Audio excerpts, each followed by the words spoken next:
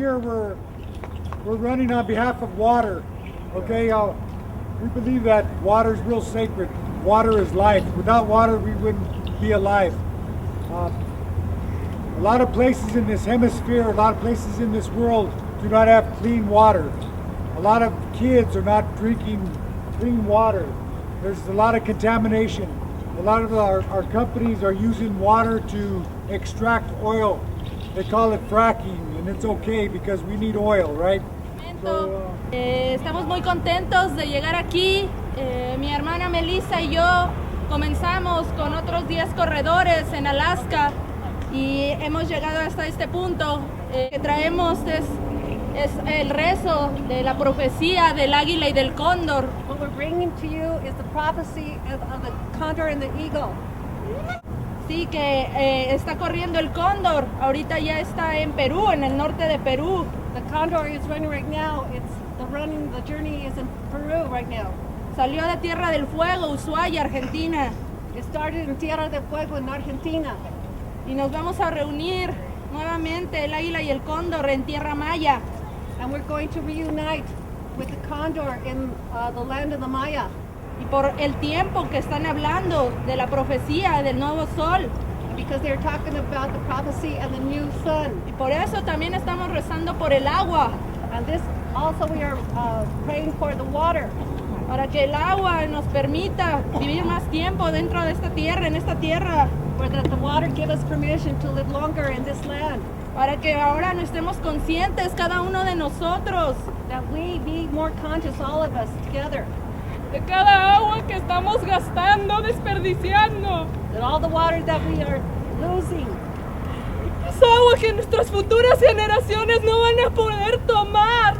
That we know that the future generations are going to be able to live. Sí, que humildemente comparto el rezo del agua.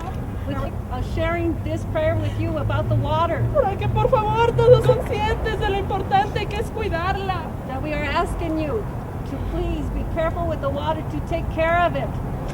Al igual que nuestros sagrados bastones. As equally these sacred staffs. Cada bastón que está aquí representa una familia, una comunidad, una nación. Each staff represents a family, a community, a nation. Un rezo. It's a prayer. Mucha gente ha puesto su fe en estos bastones. The people put their faith, their belief in these staffs. When I lived here many years ago, I did some work with the Fountain Creek watershed and the contamination that happens down there. And we know about the Southern delivery system. And so we know that water here in Pueblo is very precious, and people are very dedicated to water issues here and keeping the water here in Pueblo and the lower Arkansas Valley.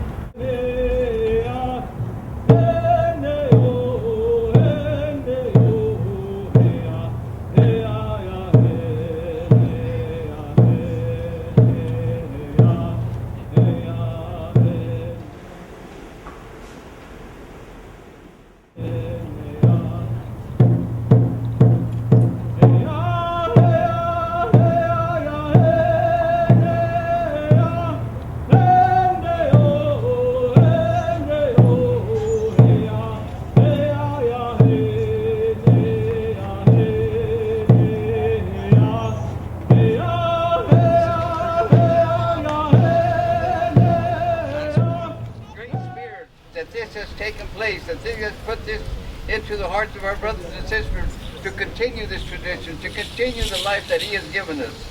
We do not let it go down. We cannot let it go down. But we can only keep raising it and keep praying and keep seeking the Great Spirit that we can continue through these things.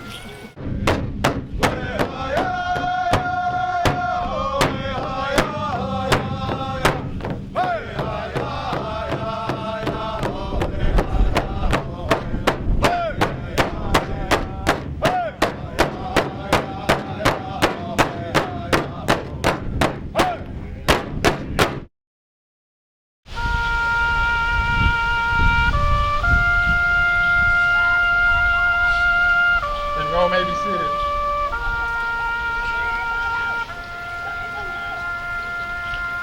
The table is small, symbolizing the frailty of one prisoner alone against his or her captors. The tablecloth is white, symbolizing the purity of their intention to respond to their country's call to arms. Their chair is empty, for they are prisoners of war or missing in action. The POWMIA chair is turned away from the table, for they are not here.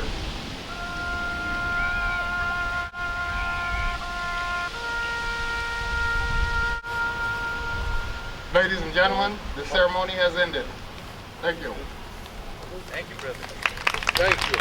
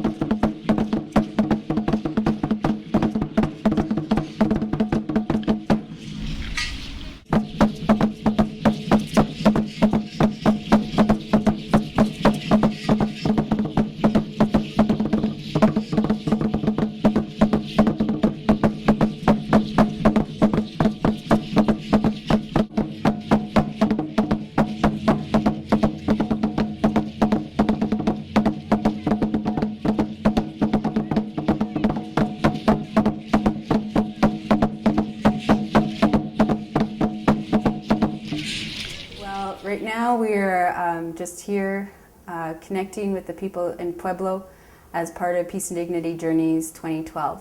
Yesterday we ran in and were received by the museum and some organizers here in the community who put together a welcoming and the opportunity for us to share what peace and dignity means to us. In 1990 there was a meeting for peace and dignity. And at that time, they were talking about how we, as Indigenous people, were going to address Columbus Day, 500 years of Columbus. And the Eagle and Condor prophecy, there was an Incan elder who shared that prophecy at that meeting that talked about a time that after 500 years of colonization, our peoples would come back together and reunite as one. The Eagle and Condor prophecy was that the inspiration or the idea behind the run is that we would run, one group of runners would begin in Alaska, another group would begin in Argentina, and they would run to meet each other in a spiritual way, offering prayer for the people to also acknowledge and participate in the different ceremonial ways of all of the nations between Alaska and Argentina. And then when they came together, that would symbolize us coming together in a spiritual way. The staffs, the Eagle Nation staff running in all of the Eagle Nations of North America, Mexico, Central America, and the Condor staff running from South America. Yeah, every 4 years it has run. The first time that it ran through my region, Saskatchewan, which is the plains in Canada, it was the first time that they had come through there, and that was in 2008. And I stumbled upon Peace and Dignity Journeys one night, and then I ended up running with them between Saskatchewan and Baku, Mexico. And my sister, she ended up running all the way to Panama. So it was a happy accident, or it was meant to be. We have two runners that started in Alaska. Melissa Ortiz, I ran with her in 2008, and she's from Denver. She started May 1st in Alaska this time, and last time she ran from Denver to Panama. This time she's expected to run all the way from Alaska to Guatemala on November 28th. Eje Kiani, she's from Mexico City. In 2008, she ran from Argentina up to meet everyone in Panama. And then this time she started in Alaska, and she's running down to meet everyone in Guatemala. That I've encountered is that listening to all nations' prophecies talk about this time, like we live in prophetic times. We live in a time of change. And it's very evident, every community, this time our theme is for water, but every community is aware that there is something shifting, or there is a change in our communities, there is a change in our environment, the way we're able to hunt, the way that we're able to do all of the things, the gathering, the berries changing, the permafrost up north is melting. Like all of these things are signifying a change. And we have this generation's prophecy, we have the prophecy of the 7 fires, we have the prophecy of the buffalo calf pipe, we have the prophecy of the peace the peace tree out east. And all of these prophecies that people are sharing, the Hopi prophecy, the people that we come into contact with are all talking about this time, that it is a time of change. So the Mayan calendar is one of the many prophecies that we share as indigenous peoples throughout the Western Hemisphere. And water is a global issue, but it's also the issue that ties us all together. It's like the common issue for all life, whether you're a tree, a bug, or a human being. You know, we all rely on it, and without it, the earth wouldn't sustain life. In 2008, when we were running through Mexico and down to Central America, when you head farther south, you realize it is about access to water. And here in the north, it is not acknowledging that we are really, really wasteful. You know, we're really become spoiled with how much water we have. And somehow that these borders that have been placed between us are not allowing that free-flowing ability to access employment, access resources. So the prayer is actually also about access to water and access to clean drinking water. And some people will never have that because of those borders. And then we have stories of contamination, most recent contamination. And then we have older stories, oral tradition stories, where such as the people in the Cheyenne River who were, they placed a dam and totally uprooted a whole nation of people and moved them over so that they could place that dam in the Missouri River. And so the impact of that story was that they had generations and generations of people who felt misplaced or displaced and are still struggling to find their way back to a connection to the land. So all of these stories that we're collecting are part of it. And then the prayer part of it is that we collect just a tiny bit of water. We put offering down, and then we collect a tiny bit of water that we take with us. We record where it comes from, and then when we reach Tikal, November 28th, all of the water that we've collected on each of the routes that are running right now will come together for a 4-day ceremony where we offer prayers for all of the nations, the people, but most importantly, all life. This journey has a way of bringing life, breathing its own life, and bringing that to the run. So we as human beings, we try to control it. We say, well, it needs to go here, it needs to go here. But in reality, it's those staffs and it's the power of the prayer that's taking us where we need to go. Now, when we were planning the route, we weren't aware, but all of our routes follow the route of the monarch butterfly. So when we put our map of where we were running over the map of the monarch butterfly, they lined up almost perfectly. And when you think about what the symbolic nature of butterfly, well, they travel all the way down from Mexico up to Canada. And we were running everywhere we ran. We saw monarch butterflies. But they go beyond the borders that have been placed before us. But they also symbolize like a metamorphosis into something that is new, that is changing. And so that was a really beautiful thing. But also our roots follow the Sand Creek Massacre. They follow different histories that are there and that are present that these staffs take us to.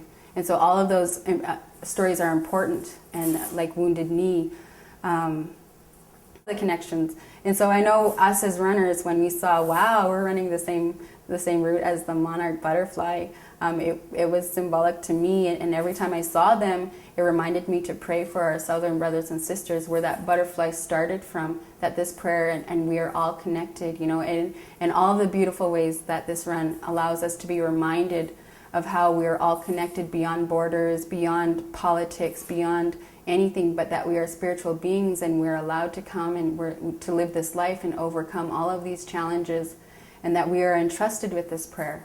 And so that is probably the most humbling part of my journey now, is that the Creator has entrusted human beings with a prayer so powerful that is able to connect people and nations, and provide that hope in that prayer.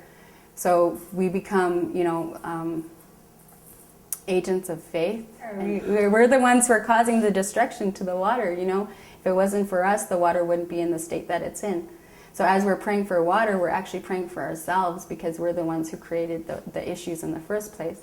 As we pray for the earth, we're praying for ourselves, because we're the ones who put it into that condition. Without us, it all goes on, and it is us, you know, that if we eliminated the human element, life would regenerate itself and go on and go on. And the thing about prophecy, is that it's a choice.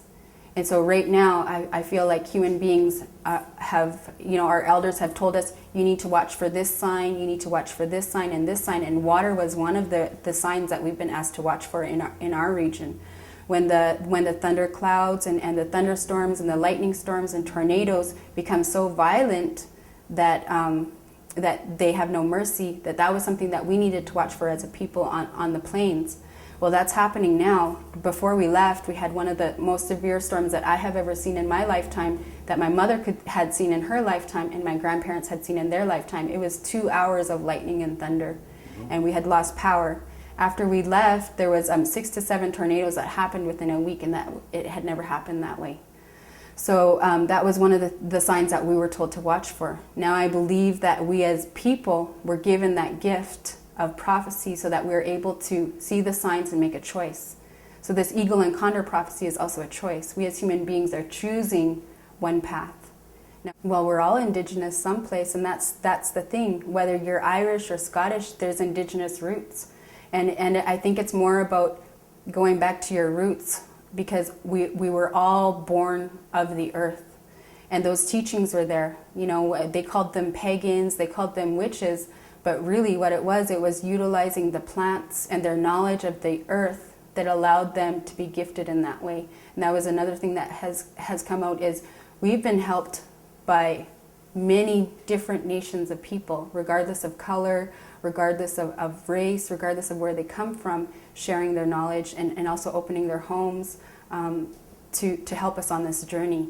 Now, I don't believe that you have to be indigenous to this Western Hemisphere, but I believe the indigenous peoples will help other people, similar to what had happened before, because we had that knowledge of the land. Now, it's how we all come together to utilize the different gifts we've been given as nations. Each nation was given a gift, and that is our teachings of the medicine wheel, that's the teachings of the 4 colors of man, that's the teachings of the creation of man that was born of fire and of water and of the earth, is that we were all one people that had been spread out all over the earth. So that indigenousness is about humanity versus race or nation. That going back to your roots, indigenous is going back to your knowledge of who you are as a people, how you were born of the earth. And I know when I'm out there praying, I ask the Creator, bring the people to the circle who need this healing, that people who have felt shame of who they are, or people who have maybe, felt that they are unworthy of prayer. I know myself personally, there was a time in my life I didn't feel worthy of prayer. And so I always ask the Creator, bring those people to this circle so that they could see the power of this prayer and feel it. And bring the elders who can guide this circle in a good way, and bring the energy that we bring as human beings, because we each have a very powerful spiritual energy, whether we know that we're spiritual beings or not. We carry that with us. And so I ask the Creator to bring those people, and it's always like aha moments, where there might only be a handful of people there, but you understand why they're there. That there's that time where it's like, I know why the Creator brought you here, because you needed to pray, and you needed to see this, and you needed to know that this is something that's happening, that we are praying for you, and that you were brought here so that you know that this is happening. It's the power of hope and the power of faith, and it's also the power of unification, because there's something, it's like a common bond that we share when you see someone who has experienced oppression, and you know that they are an oppressed people, and that you are an oppressed people or overcoming oppression, that it's just a common bond that we share, as human beings.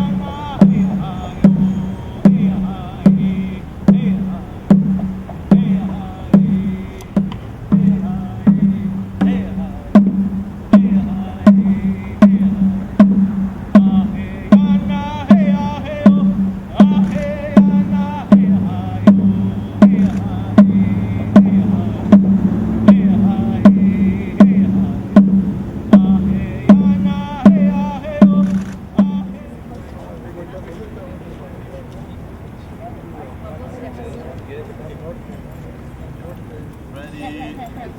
Melissa, come in. Run, run, run. Jake. Okay, let's start over here so that we look 1, 2, 3. Just smile.